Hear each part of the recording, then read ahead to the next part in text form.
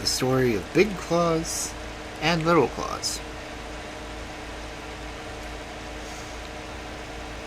In a certain village, there lived two people who both had the same name.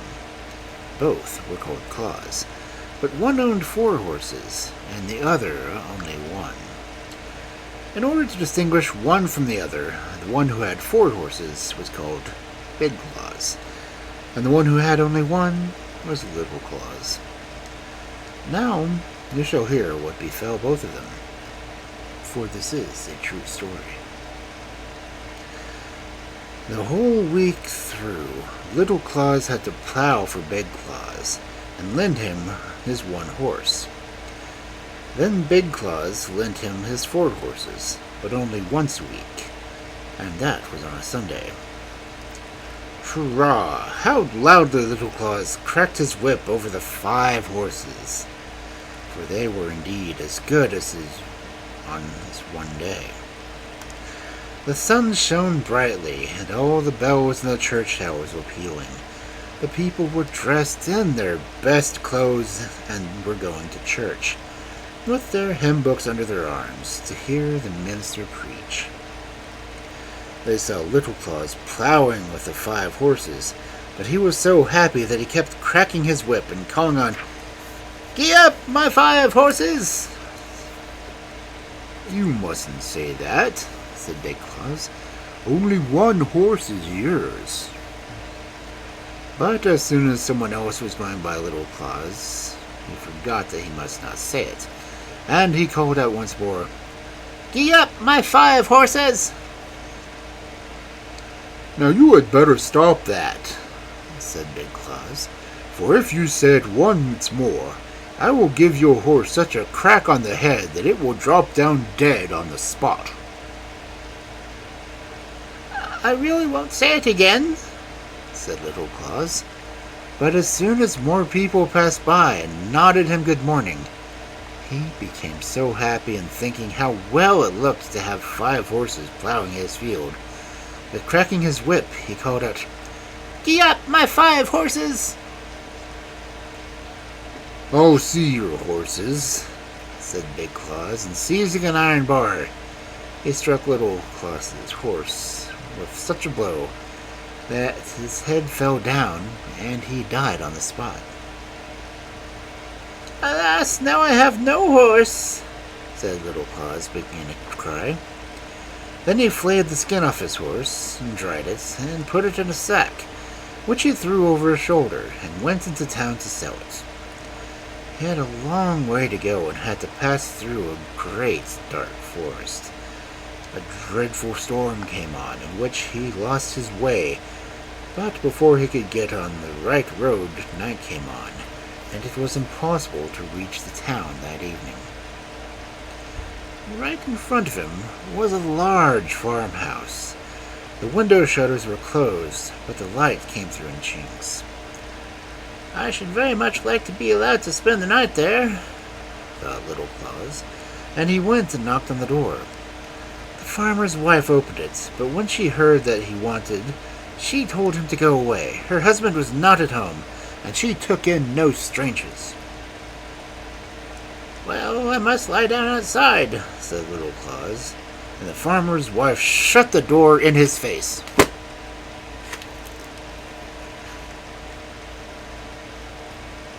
Close by stood a large haystack, and between it and the little old outhouse covered with a flat thatch roof.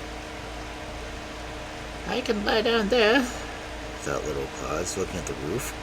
"It will make for a splendid bed, if only the stork won't fly down and bite my legs." For a live stork was standing on the roof, where it had its nest. So Little Klaus crept up into the outhouse, where he lay down and made himself comfortable for the night. The wooden shutters over the windows were not shut at the top, so he could just see into the room. There stood a large table spread with wine and roast meat and beautiful fish. The farmer's wife and the sexton sat at the table, but there was no one else. She was filling up his glass while he stuck his fork into the fish, which was his favorite dish. If only I could get some of that, thought Little Claus, stretching his head toward the window. Ah, what delicious cakes he saw standing there. It was a feast. Then he heard someone riding along the road toward the house. It was the farmer coming home. He was a very worthy man, but he had one peculiarity, namely, that he could not bear to see a sexton. If he saw one, he was made quite mad. That was why the sexton had gone to say goodbye to the farmer's wife when he knew that her husband was not home. And the good woman therefore put the front in front of him the best food she had. But when they heard the farmer coming up, they were frightened. And the farmer's wife begged the sexton to creep up into the great empty chest. He did so, as he knew the poor man could not bear to see a sexton. His wife hastily hid all the food and the wine in the oven, for her husband had seen it. He would have been sure to ask. Oh dear, groaned Little Claus up in the shed when he saw the good food disappearing. Is anybody up there? Asked the farmer, catching a sight of Little Claus. Why are you lying up there? Come with me into the house. Then Little Claus told him how he had lost his way and begged to be allowed to spend the night there. Well, certainly, said the farmer, but first we must find you something to eat. The wife received them both very kindly, spread a long table, and gave them a large plate of porridge. The farmer was hungry and ate a good appetite, but Little Claus could not help thinking of the delicious dishes of fish and roast meats and cakes which he knew were in the oven. Under the table at his feet, he had laid his sack with the horse skin in it, for, as we know, he was going to town to sell it. The porridge did not taste good to him, so he trod upon his sack, and the dry skin on the sack squeaked loudly. Hush, said Little Claus to his sack, at the same time treading on it again so that it squeaked even louder than before. Hello, what have you got in your sack? Asked the farmer. Oh, it's a wizard, said Little Claus. He says we should not eat porridge, for he has conjured a whole oven full of roast meats, fish, and cakes. Goodness me, said the farmer, and he opened the oven, and he saw the delicious, tempting dishes his wife had hidden there, but which now he believed the wizard in the sack had conjured for them. The wife could say nothing, but she put the food on the table at once, and they ate the fish and roast meat and cakes. Little Claus now trod upon his sack, so the skin squeaked. What does he say now? Asked the farmer. He says, replied Little Claus, that he has also conjured up 3 bottles of wine that are standing in the corner by the oven. The wife had to fetch the wine which she had hidden, and the farmer drank and grew very merry. He would very much like to have had such a wizard as Little Claus had in his sack. Can he conjure up the devil? Asked the farmer. I should like to see him very much, for I feel just now in very good spirits. Yes, said Little Claus. My wizard can do anything I ask. Isn't that true? He asked, treading on the sack so that it squeaked. Do you hear? He says yes, but that the devil looks so ugly that we should not like to see him. Oh, I'm not all afraid. What does he look like? He will show himself in the shape of a sexton. I say, said the farmer, he must be ugly. You must know that I can't bear the look of a sexton. But it doesn't matter. I know that it is the devil, and I shan't mind. I feel up to it now, but he must not come too near me. I must ask my wizard, said Little Claus, treading on the sack and putting his ear to it. What does he say? He says you can open the chest in the corner there, and you will see the devil squatting inside it. But you must hold up the lid so that he shall not escape. Will you help me hold on, then? Begged the farmer, going toward the chest where his wife had hidden the real sexton, who was sitting inside with a terrible fright. The farmer opened the lid a little way and saw him inside. Ugh! He shrieked, springing back. Yes, now I've seen him. He looks just like our sexton. Oh, it was horrid! So he had to drink again, and then drank far until the night. You must sell me the wizard, said the farmer.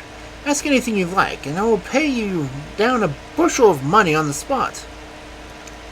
No, I really can't, said Little Klaus. Just think how many things I can get from this wizard. I shouldn't like to have him so much, said the farmer, begging very hard. Well, said Little Klaus at last, as you have been so good to give me a shelter tonight, I will sell him.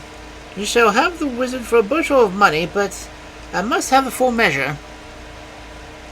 That you shall, said the farmer, but you must take the chest with you. I won't keep it an hour in my house. Who knows that he isn't in there still? Little Klaus gave the farmer her sack with a dry skin, and got instead a good bushel full of money. The farmer also gave him a wheelbarrow to carry away his money and the chest. Farewell, said Little Klaus, and away he went with his money and the big chest, wherein sat the sexton. On the other side of the wood was a large, deep river. The water flowed so rapidly that you could scarcely swim against the stream.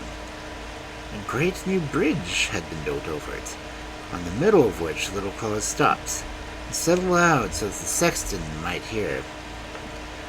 Now what am I to do with a stupid chest? It is as heavy as if it was filled with stones. I shall only be tired dragging it along. I will throw it into the river. If it swims home to me, well and good. If it doesn't, it's no matter. And then he took the chest with one hand and lifted it up a little, as if he were going to throw it into the water. Oh, don't do that, called out the sexton from the chest. Let me out first. Oh, said Little Klaus, pretending that he was still afraid. He is still in there. I must throw him quickly into the water to drown him. Oh, no, no, cried the sexton. I will give you a whole bushel full of money if you will let me go. Oh, well, that's quite another thing, said Little Klaus, opening the chest.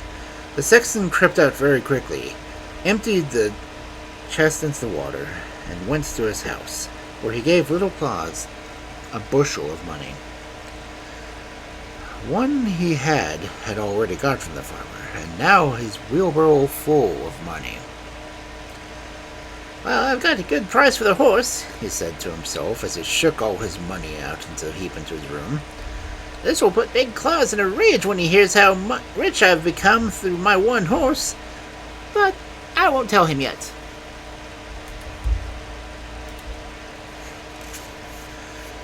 So he sent a boy to Big Klaus to borrow a bushel measure from him. Now what can he want with it, thought Big Klaus, and he smeared some tar at the bottom, so that whatever was measured, a little should remain in it.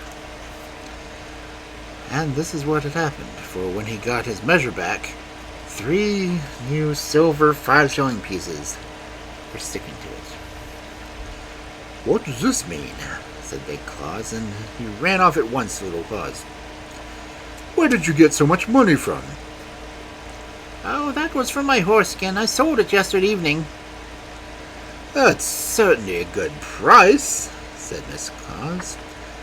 Running home in great haste, he took an axe, knocked all 4 horses on the head, skinned them, and went to town. Skins, skins! Who will buy skins? He cried out through the streets. All the shoemakers and tanners came running to ask him what he wanted for them. A bushel of money for each, asked Big Klaus. Are you mad? They all exclaimed. You think we have money by the bushel? Skins, skins! Who will buy skins? He cried again. And to all who asked what it cost, he answered, a bushel of money. Well, he's making a game of us, they said. And the shoemakers seized their yard measures, and the tanners with their leather aprons, and they gave Big Klaus a good beating. Skins, skins, they cried mockingly. Yes, we tan your skin for you. Out of the town with him. They shouted, and Big Klaus had to hurry off as quickly as he could, if he wanted to save his skin. Aha, he said when he came home. Little Klaus shall pay dearly for this. I will kill him. Little Klaus's grandmother had just died. Though she had been very unkind to him, he was very much distressed, and he took the dead woman and laid her in his warm bed to try to see if he could not bring her back to life. There she lay the whole night, while he sat in the corner and slept on a chair, which he had done often before. And in the night, as he sat there, the door opened, and Big Klaus came in with his axe. He knew quite well where Little Klaus's bed stood, and going up to it, he struck the grandmother on the head, just where she was going to be. There, he said. Now you won't get the best of me again. And he went home. What a very wicked man, thought Little Klaus. He was going to kill me. It's a good thing my grandmother that she was already dead, or else he would have killed her.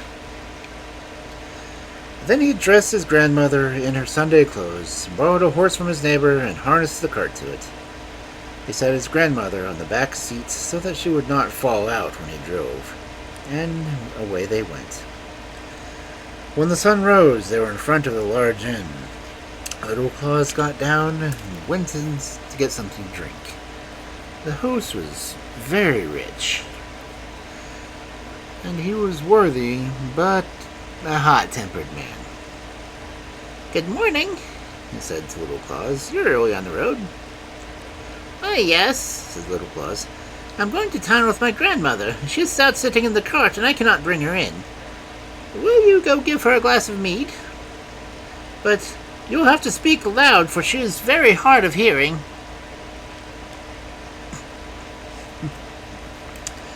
Oh, yes, I certainly will, said the host. And pouring out a large glass of mead, he took it out to the dead grandmother, who was sitting upright in the cart. Here's a glass of mead from your son, said the host, but the dead woman did not answer a word, and sat still. Don't you hear? He cried, the host, as loud as he could. Here's a glass of mead from your son. And then he shouted the same thing again, and yet again, but she never moved from her place. At last he grew angry and threw the glass at her face, so that she fell back into the cart, for she was not tied in place. Hello! Cried Little Klaus, running out the door and seizing the host by the throat. You have killed my grandmother! Look, there's a great hole on her forehead!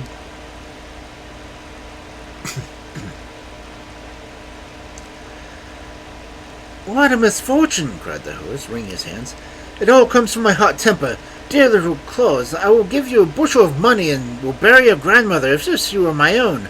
Only don't tell about it, or I shall have my head cut off, and that would be very uncomfortable.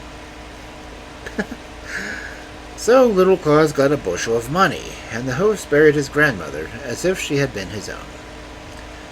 Now when Little Klaus reached home with so much money, he sent his boy to Big Klaus to borrow his bushel measure. What's this? Said Big Klaus. Didn't I kill him? I must see for myself. So he went himself to Little Klaus with the measure. Well now, where did you get all this money? He asked, opening his eyes to the heap. You killed my grandmother, not me, said Little Klaus. I sold her and got a bushel of money for her. That is indeed a good price, said Big Klaus, and hurrying home, he took an axe and killed his grandmother. Later in the cart and drove off to the apothecary's and asked whether he wanted to buy a dead body. Who is it, and how did you get it? Asked the apothecary. It is my grandmother, said Big Klaus. I killed her in order to get a bunch of money.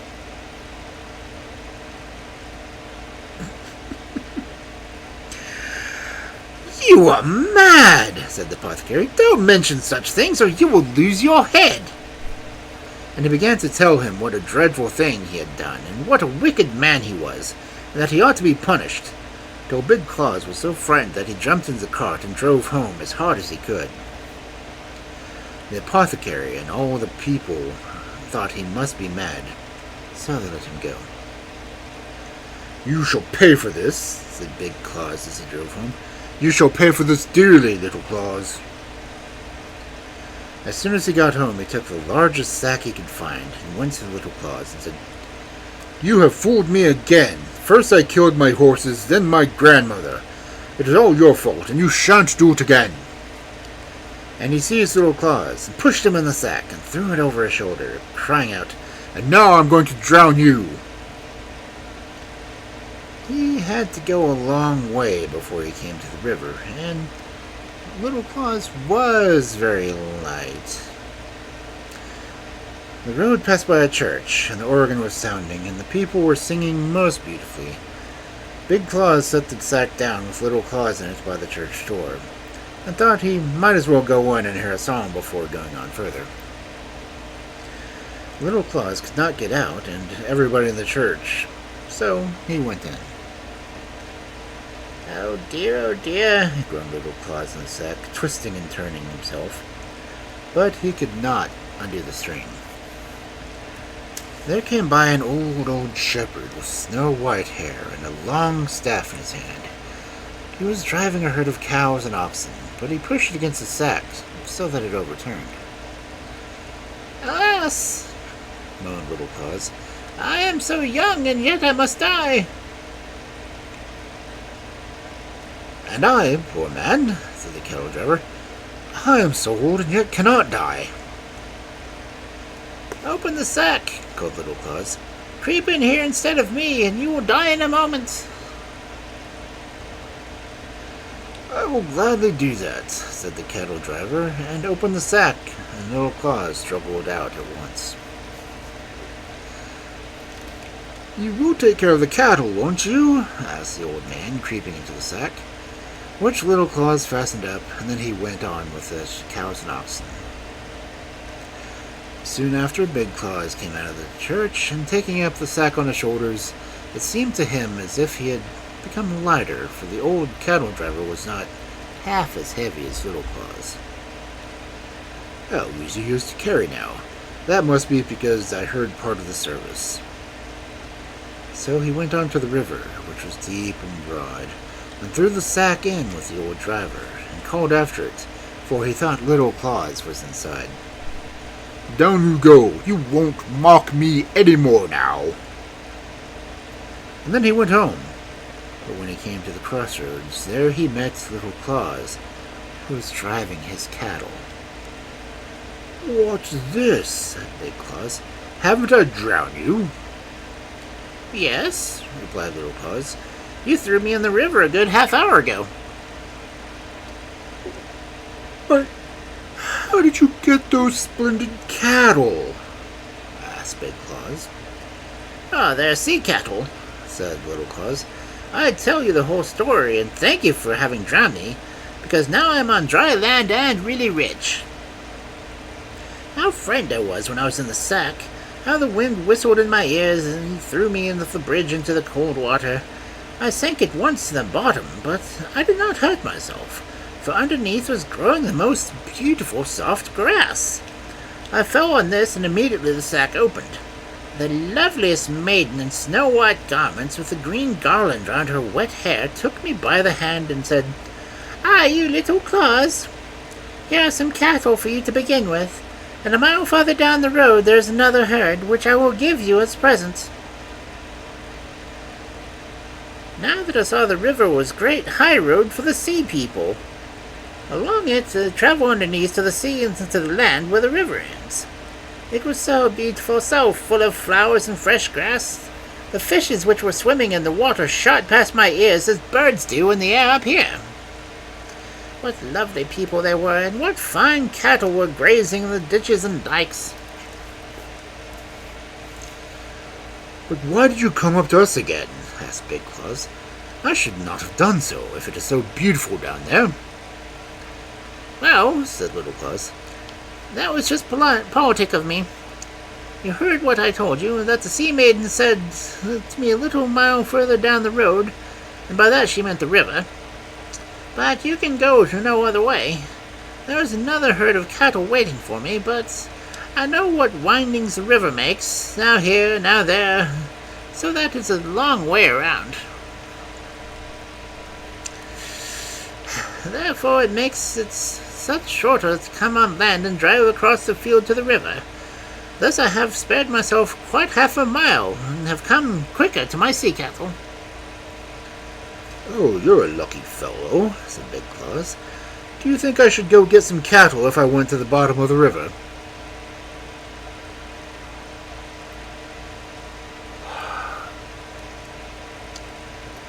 Oh, yes, I think so, said Little Claus. But I can't carry you in a sack to the river. You are too heavy for me. If you'd like to go there yourself, then creep into a sack, and I will throw you into with the greatest pleasure. Thank you, said Big Claus.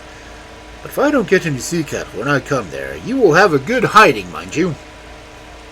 Oh, no, don't be so hard on me. Then they went to the river, and when the cattle, which were thirsty, caught sight of the water, they quickly ran so they could drink. Look how they're running, said Little Claus. They want to go to the bottom again. Yes, but help me first, said Big Claus, or else you shall have a beating. And so he crept into a large sack which was lying on the back of one of the oxen. Put a stone in, for I'm afraid I might not reach the bottom, said Big Claus. It goes all right, said Little Claus, and he laid a big stone in the sack, fastened it up tight, and then pushed it in. Plump! And there went Big Claus into the water, and he sank like lead to the bottom. I doubt he will find any cattle, said Little Claus, as he drove his own